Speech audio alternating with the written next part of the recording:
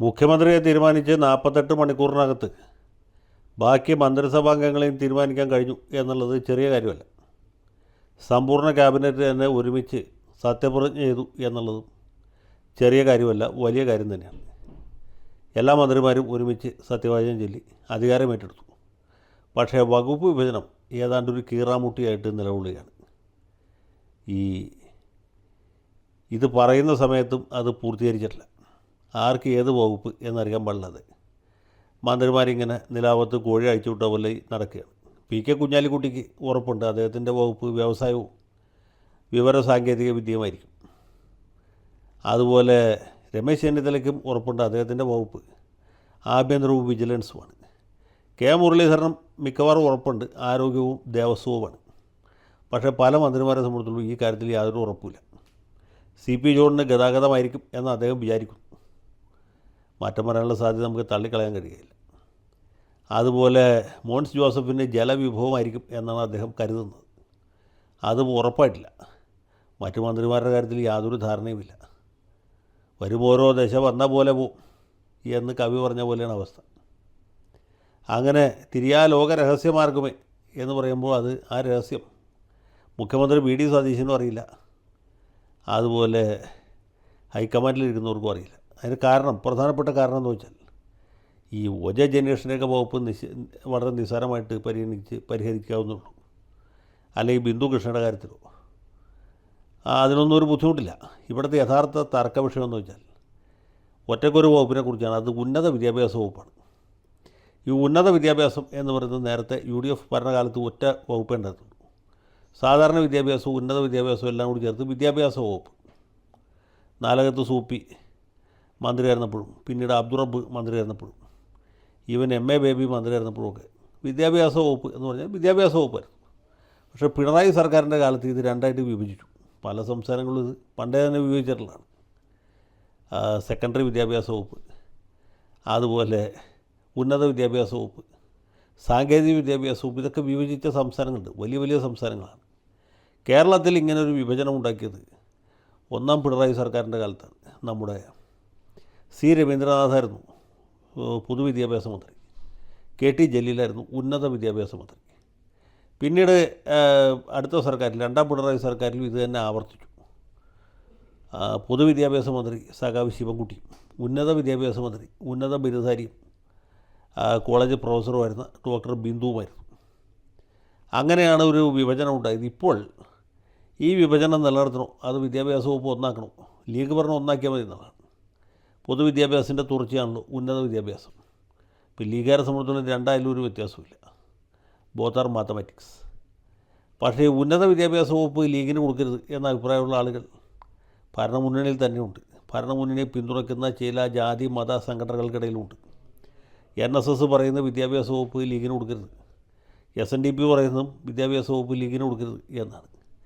ഇനി പൊതുവിദ്യാഭ്യാസ വകുപ്പ് കൊടുത്താലും കുഴപ്പമില്ല. കാരണം ഈ ഉപ്പുമാവ് പള്ളിക്കൂടം എന്ന് പറയുന്ന പൊതുവിദ്യാഭ്യാസ സ്ഥാപനങ്ങളിൽ ഇപ്പോൾ കുട്ടികൾ വളരെ കുറച്ചേ ഉള്ളൂ. ആ വകുപ്പ് കൊടുത്താലും അതുണ്ടാക്കാവുന്ന ഡാമേജ് വളരെ കുറവാണ്. നേരെ മറിച്ച് ഉന്നത വിദ്യാഭ്യാസ വകുപ്പ് അങ്ങനെയല്ല.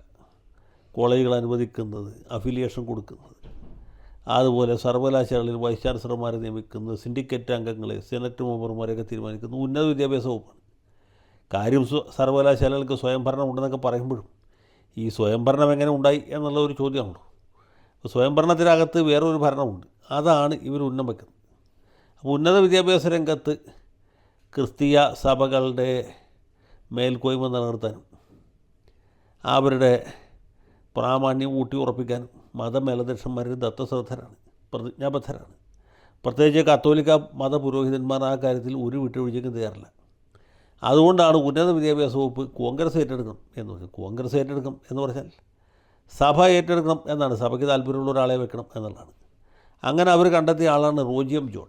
റോജി എം ജോണിനെ സംബന്ധിച്ചിടത്തോളം പറഞ്ഞ ആൾ ചെറുപ്പക്കാരനാണ്, സുന്ദരനാണ്, സുമുഖനാണ്, കണ്ടാൽ ഒരു പള്ളിയിലച്ഛൻ്റെ ലുക്കാണ്. ക്രൈസ്തവർക്ക് മഹാഭൂരിപക്ഷമുള്ള അങ്കമാലിയിൽ നിന്നാണ് അദ്ദേഹം വിജയിച്ച് നിയമസഭയിലെത്തിയിട്ടുള്ള 3ാം തവണ എത്തിയ ആളാണ്. പ്രത്യേകിച്ച് ഇതുവരെ ആരും ഒരു ദോഷവും പറഞ്ഞിട്ടില്ല. വളരെ മാന്യനാണ്. പുള്ളിയുടെ കയ്യിൽ ഈ വകുപ്പ് ഏൽപ്പിക്കുകയാണെങ്കിൽ കേരള കോൺഗ്രസ്സുകാർക്ക് ആർക്കെങ്കിലും കൊടുക്കേണ്ടിയിരുന്നത്. അവരാരും ഇതിന് സന്നദ്ധരല്ലാത്തതുകൊണ്ടും ഈ വകുപ്പ് കോൺഗ്രസ് ഏറ്റെടുക്കണം എന്നല്ലേ പറയാൻ പറ്റുള്ളൂ. കേരള കോൺഗ്രസ് കൊടുക്കണമെന്ന് പറയാൻ പറ്റാത്തതുകൊണ്ട്. അപ്പോൾ കോൺഗ്രസ്സിലുള്ള ഒരു സത്യ കത്തോലിക്കൻ എന്ന രീതിയിൽ റോജിയാണ് ഈ ആർച്ച് ബിഷപ്പും മറ്റാളുകളൊക്കെ ആഗ്രഹിക്കുന്നത്. അതിന് സന്നദ്ധനും എന്താണ്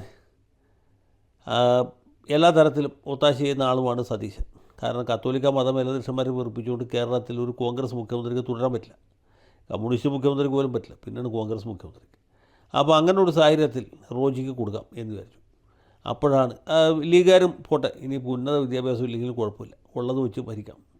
അതിന് പകരമായിട്ട് അവർ ചോദിച്ച വകുപ്പ് ഫിഷറീസാണ്. ഫിഷറീസിന് അങ്ങനെ വലിയ താല്പര്യക്കാരുമില്ല. പണ്ട് ഈ കെ ബാബു, അതിന് മുമ്പ് ഡൊമിനിക് പ്രസൻറ്റേഷൻ, അതിനു മുമ്പ് കെ വി തോമസൊക്കെ കൈയാളിയ വകുപ്പാണ്, വലിയ ഗ്ലാമറുള്ള വകുപ്പൊന്നുമല്ല. അപ്പോൾ ലീഗിന് ഫിഷറീസ് കൊടുക്കാം എന്ന് വിചാരിച്ചു. അപ്പോഴാണ് അടുത്ത കോടാലി വരുന്നത്. ഇവിടെയാണ് തർക്കം വരുന്നത്. ആ ഫിഷറീസ് വകുപ്പ് ലീഗിന് കൊടുക്കുന്നത് ലത്തീൻ സഭയ്ക്ക് സന്നദ്ധമല്ല, അവർക്ക് സമ്മതമല്ല, അവർ അങ്ങനെ വിട്ടുകൊടുക്കാൻ സന്നദ്ധമല്ല. അവർ വിചാരിക്കുന്നത് ഒരു നല്ല ഒന്നാം തരം ലത്തീൻ കത്തോലിക്കനെ ആ വകുപ്പ് ഏൽപ്പിക്കണമെന്നുള്ളതാണ്. പറ്റുമെങ്കിൽ തിരുവനന്തപുരത്ത് കോവള MLA ആയിരിക്കുന്ന വിൻസെൻറ്റിനെ ആ വകുപ്പ് ഏൽപ്പിക്കണം. വിൻസെൻറ്റ് ഫിഷറീസ് വകുപ്പ് ഭരിച്ചാലേ ഈ വകുപ്പിന് ഒരു ഗുണമുള്ളൂ, ഒരു ഗുമ്മുള്ളൂ, ഒരു പുരോഗതി ഉണ്ടാവുള്ളൂ എന്നാണ്. ഏതായാലും അങ്ങനെ ഒരു വിട്ടുവീഴ്ചയ്ക്ക് ലീഗ് തയ്യാറല്ല. അങ്ങനെ തയ്യാറാവുന്നത് ലീഗിൻ്റെ എല്ലാം ഉന്നത വിദ്യാഭ്യാസ വകുപ്പ് സുറിയാനി കത്തോലിക്കിന് കൊടുക്കണം. ഫിഷറീസ് വകുപ്പ് അവർ വിട്ടുതരില്ല, അത് ലത്തീൻ കത്തോലിക്കിന് കൊടുക്കണം എന്ന് പറഞ്ഞാൽ ലീഗുകാർ ഒരു കാരണവശാലും സമ്മതിക്കില്ല. അതാണ് ഇപ്പോൾ നടക്കുന്ന പ്രശ്നങ്ങളുടെ കാതൽ. ആ വകുപ്പ് ഇട്ട് കഴിഞ്ഞാൽ ഉടനെ ഈ പ്രശ്നം പരിഹരിക്കും. അപ്പോൾ ലത്തീൻ സഭ വിജയിക്കുമോ സുറിയാനി സഭ വിജയിക്കുമോ എന്നുള്ള തർക്കമാണ് ഇവിടെ നിലവിലുള്ളത്. ഏത് സഭ ജയിച്ചാലും ഇത് സർക്കാരിൻ്റെ സൽപ്പേരിന് വലിയ കളങ്കമായി തീരും എന്നുള്ള കാര്യത്തിൽ യാതൊരു സംശയവുമില്ല. കാരണം മെത്രാന്മാരുടെ തിണ്ണം നിറങ്ങിയിട്ടാണ് VD സതീശൻ കേരളത്തിൻ്റെ ഭരണം മുന്നോട്ട് കൊണ്ടുപോകുന്നത് എന്നൊരു വലിയ ദുഷ്പേര് ഇതുമായി ബന്ധപ്പെട്ടുണ്ടാകാൻ സാധ്യതയുണ്ട്. ഇനി സതീശൻ എങ്ങനെ ഈ വിഷയം പരിഹരിക്കും എന്ന് നമുക്ക് കാത്തിരുന്ന് കാണേണ്ടിയിരിക്കും.